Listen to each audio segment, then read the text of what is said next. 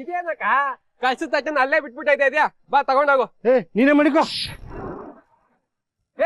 ನೀನ್ ಹೆಂಗೋ ಸರ್ಕೊಲ್ವಾ ಹಿಂಗ್ ತಾಯ್ಬಿಟ್ಟೈತಾ ಇದೆಯಲ್ಲ. ಏನಾಯ್ತು ಕೊಟ್ಲೆ? ಅಲ್ಲ ಗೆಳೆಯ, ಇವಕ್ಕ ಕೊಂಡು ಸೌದೆ ತವ ಪೂಜೆ ಮಾಡಿ ಕಳ್ಸಿದ ತಟ್ಟನ ಅಲ್ಲೇ ಬಿಟ್ಬಿಟ್ಟೈತಾ ಇದ್ರು. ಬಂದ್ ತಗೊಂಡೋಗು ಅಂದ್ರೆ ನನ್ನೇನು ಬಿಡದ?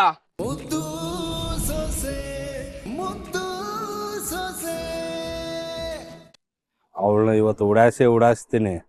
ಏಯ್ ನೀನೆನ್ಲ ಏನಿದ್ ನೀನ್ ಅವತಾರ? ಯಾಮಾರ್ಸ್ಬೇಕಂದ್ರೆ ವೇಷ ಬದಲಾಯಿಸ್ಬೇಕಮ್ಮವ್ರೆ.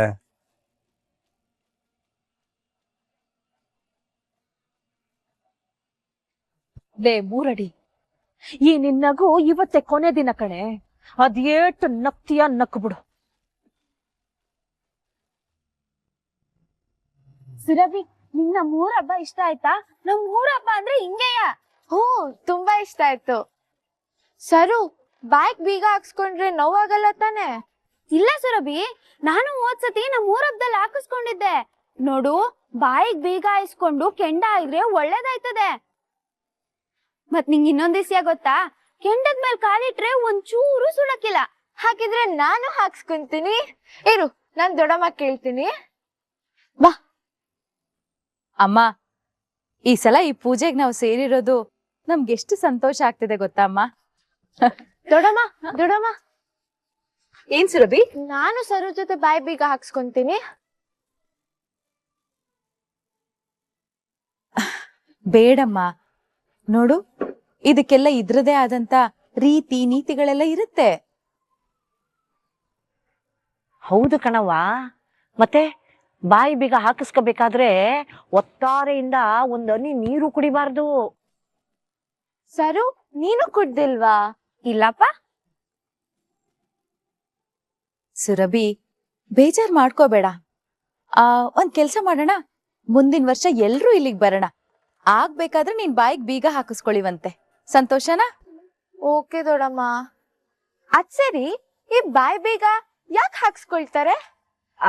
ಈ ಮಾತಿಗೆ ಮಾತು ಬೆಳೆದು ಜಗಳ ಆಗಿ ಅಸಮಾಧಾನ ಸೃಷ್ಟಿಯಾಗಿ ಹಬ್ಬದ ವಾತಾವರಣ ಹಾಳಾಗ್ಬಾರ್ದು ಅನ್ನೋ ಕಾರಣಕ್ಕೆ ನಮ್ ಹಿರಿಯರು ಹಾಕಬೇಕು ಅಂತ ರೂಢಿ ಮಾಡಿದ್ರು. ಆದ್ರೆ ಇವಾಗ ಕೆಲವ್ರು ಆಟೆ ಹಾಕತಾರೆ. ಹಬ್ಬ ಅಂದ್ರೆ ಸಂತೋಷ, ಒಗ್ಗಟ್ಟು, ಬಾಂಧವ್ಯನ ಬಲಪಡಿಸ್ಬೇಕಲ್ವಾ? ಆದ್ರೆ ಈ ಸಮಯದಲ್ಲಿ ಸುಮ್ಕೆ ಏನೇನೋ ಮಾತಾಡೋದು, ಅದರಿಂದ ಇನ್ನೊಂದೇನೋ ಆಗ್ಬಾರ್ದು ಅನ್ನೋ ಕಾರಣಕ್ಕೆ.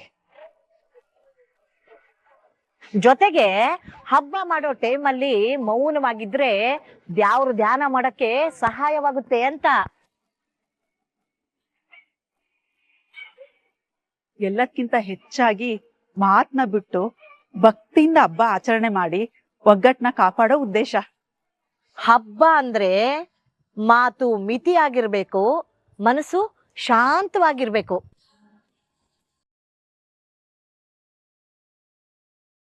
ಜೊತೆಗೆ ಒಗ್ಗಟ್ಟಲ್ಲಿ ಎಲ್ರೂ ಸೇರಿ ಸಂಭ್ರಮ ಪಡಬೇಕು. ಅದಕ್ಕೆ ಈ ಬಾಯಿ ಬೀಗ ಶುರುವಾಗಿದ್ದು.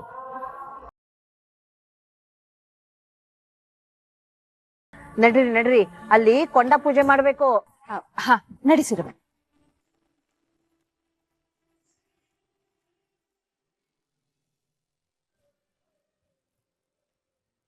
ನೋಡ್ರೆ, ಕಳ್ಸದ್ ಪೂಜೆಗೆ ಹೋಗಿದವ್ರು ಬಂದ್ರ? ಹಾ, ಬತ್ತವ್ರಣ್ಣ.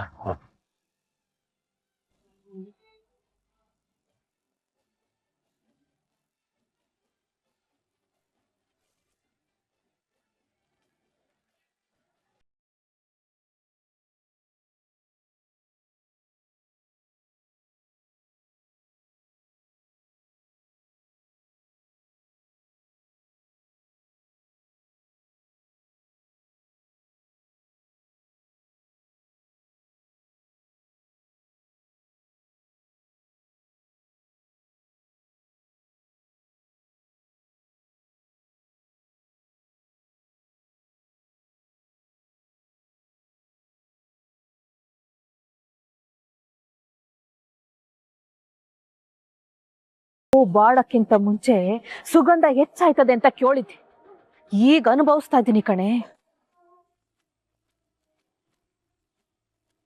ನೀವಿನ್ ಶುರು ಮಾಡಿ.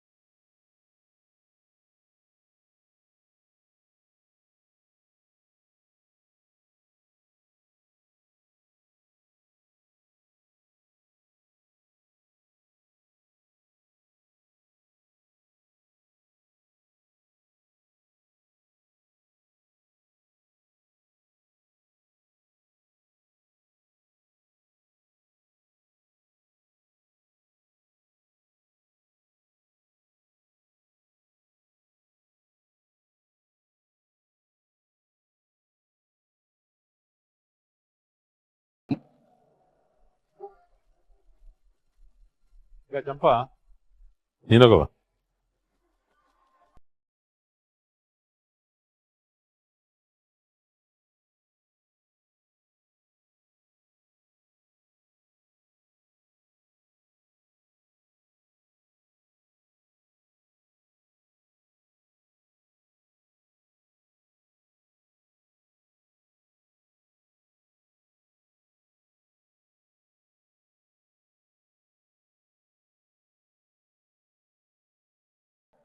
ಇದೇನಕ್ಕ ಕಳ್ಸಿದ ತಟ್ಟನ ಅಲ್ಲೇ ಬಿಟ್ಬಿಟ್ಟೈತೆ ಇದ್ಯಾ, ಬಾ ತಗೊಂಡೋಗು. ನೀನೇ ಮಡಿಕೋ. ಏಯ್ ನೀನ್ ಹೆಂಗಸ್ರಲ್ವಾ ಹಿಂಗ್ ತಾಯ್ಬಿಟ್ಟೈತಾ ಇದೆಯಲ್ಲ. ಏನಾಯ್ತು ಕೊಟ್ಲೆ? ಅಲ್ಲ ಗೆಳೆಯ, ಇವಕ್ಕ ಕೊಂಡು ಸೋದೈತವ ಪೂಜೆ ಮಾಡಿ ಕಳ್ಸಿದ ತಟ್ಟನ ಅಲ್ಲೇ ಬಿಟ್ಬಿಟ್ಟೈತಾ ಇದ್ರು. ಬಂದ್ ತಗೊಂಡೋಗು ಅಂದ್ರೆ ನನ್ನೇ ನುಗ್ಬಿಡದ. ಮೋಸ್ಟ್ಲಿ ಏನೋ ಪ್ರಾಬ್ಲಮ್ ಇರ್ಬೇಕು, ಅದಕ್ಕೆ ಹೋಗಿರ್ಬೋದು. ಹಂಗಾರೆ ಪೂಜೆ ತವ ಏನೋ ಜಗಳ ಆಗಿರ್ಬೇಕು.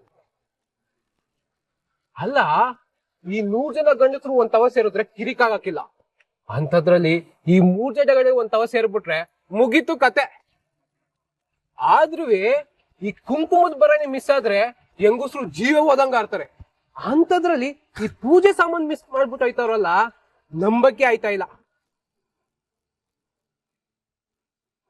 ಯಾಕೆ ತಲೆ ಕೆಡ್ಸ್ಕೊಳ್ತೀಯ? ಆ ತಟ್ಟೆ ನೀನೇ ಎತ್ತಿಟ್ಬಿಡು ಅಷ್ಟೇ. ಹಂಗೆ ಮಾಡ್ತೀನಿ ಗೆಳೆಯ.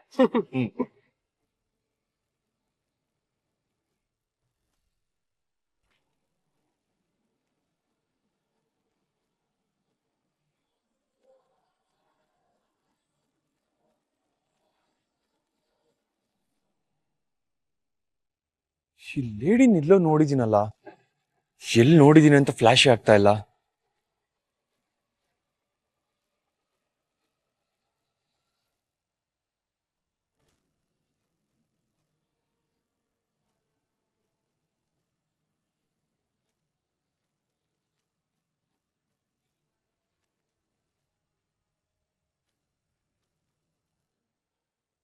ನೋಡ್ರೆ, ಈಗ ಮೊದಲು ಪೂಜೆ ಮಾಡಿ ಕೊಂಡಕ್ಕೆ ಅಗ್ನಿ ಸ್ಪರ್ಶ ಮಾಡ್ಬೇಕು.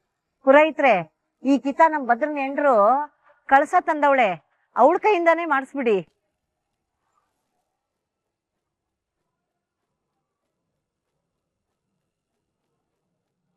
ಇಲ್ಲಿವರೆಗೂ ಅವ್ರು ನಡ್ಸ್ಕೊಂಡು ಹೋಗ್ತಾ ಇತ್ತು, ಇವಾಗ ಸೊಸೆಗೆ ಜವಾಬ್ದಾರಿ ಕೊಟ್ಟಿದ್ದೀರ.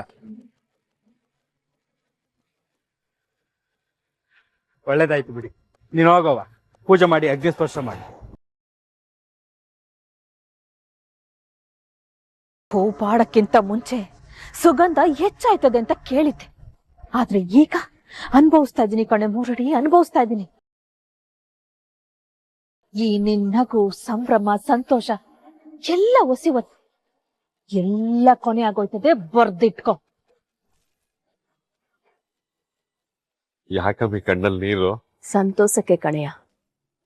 ಇನ್ನು ಈ ಸಂಬಂಧ ಸರಿ ಹೋಗಕ್ಕಿಲ್ಲ, ನನ್ ಮಗಳು ಆ ಮನೆ ಒಳಗೆ ಕಾಲಿಡಕ್ಕಿಲ್ಲ ಅಂತ ಏನೇನೋ ಅನ್ಕೊಂಡ್ಬಿಟ್ಟಿದ್ದೆ. ಸದ್ಯ ದ್ಯಾವ್ರ ದಯೆ ಎಲ್ಲ ಸರಿ ಹೋಯ್ತು. ದ್ಯಾವ್ರ ದಯೆ ಅನ್ನಕ್ಕಿಂತ ರಾಯರ ದಯೆ ನಮ್ಮಿ. ಅವ್ರು ಅಟ್ಟಿ ಒಳಗ್ ಬಂದ್ ಗಳಿಗೆ. ಹೆಂಗೋ ನನ್ ಮಗಳು ಇನ್ ಮುಂದೆ ಸಂತೋಷವಾಗಿದ್ರೆ ಸಾಕು ಕಣೆಯ. ವಿದ್ಯಾ, ಹಂಗೆ ನಮಸ್ಕಾರ ಮಾಡ್ಕೊಂಡು ತಗೊಂಡೋಗವ. ಸರಿ ಅತ್ತೆ.